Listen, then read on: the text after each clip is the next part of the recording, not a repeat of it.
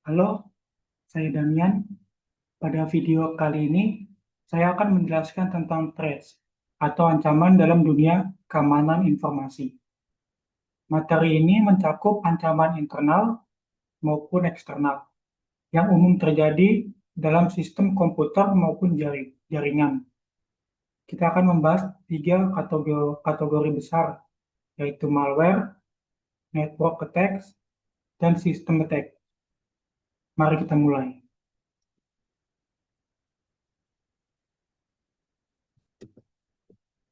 Satu, malware. Pertama, kita masuk ke malware.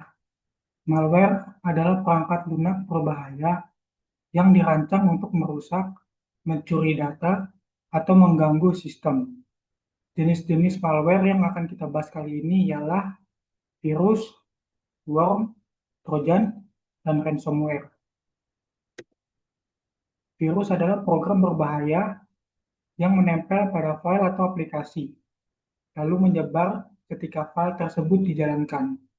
Virus biasanya merusak file atau mengubah data.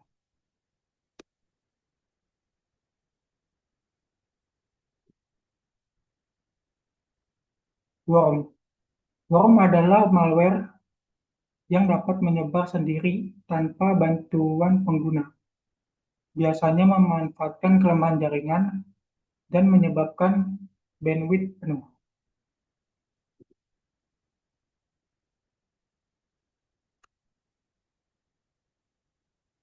Trojan terlihat seperti program normal, tetapi berisi kode berbahaya yang memberikan penyerang akses ke sistem. Trojan tidak menyebar sendiri seperti virus. Ransomware adalah malware yang mengunci atau mengenkripsi data korban, lalu meminta tebusan agar data bisa dikembalikan. Ini adalah salah satu ancaman terbesar saat ini. 2. Network attacks. Berikutnya kita masuk ke serangan jaringan atau network attacks. Serangan ini memanfaatkan kelemahan dalam komunikasi data. Jenis-jenis network attacks yang akan kita bahas kali ini ialah DOS atau DDoS, Man in the Middle atau MITM, dan Packet Sniffing. DOS atau DDoS. DOS atau Denial of Service adalah serangan yang membuat server kelebihan beban, sehingga tidak dapat merespon. DDoS atau Distributed Denial of Service adalah versi lebih besar, karena dilakukan oleh banyak komputer secara bersamaan. Man in the Middle atau MITM.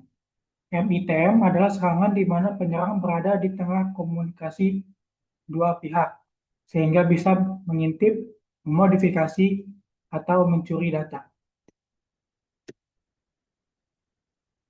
Packet sniffing. Packet sniffing adalah teknik untuk menangkap pakai data yang lewat di jaringan. Jika data tidak dienkripsi, informasi sensitif bisa dicuri. 3. System attacks. Kategori terakhir adalah system attacks, yaitu serangan yang memanfaatkan kelemahan sistem operasi, aplikasi, atau hak akses. Jenis-jenis system attacks yang akan kita bahas kali ini ialah privilege escalation, buffer overflow, dan code injection. Privilege escalation adalah ketika penyerang meningkatkan hak aksesnya. Misalnya dari user bisa menjadi admin. Ini sangat berbahaya karena penyerang bisa menguasai sistem. Buffer overflow. Buffer overflow terjadi ketika program menerima data lebih besar dari kapasitas buffernya, sehingga penyerang bisa menyisipkan kode berbahaya. Code injection adalah serangan di mana penyerang memasukkan kode berbahaya ke dalam input aplikasi. Contohnya SQL injection, HTML injection, dan lainnya. Demikian pemaparan mengenai berbagai jenis ancaman internal dan eksternal, mulai dari malware, serangan jaringan, hingga serangan sistem. Memahami ancaman ini sangat penting agar kita bisa meningkatkan keamanan data dan sistem. Sekian video saya, terima kasih.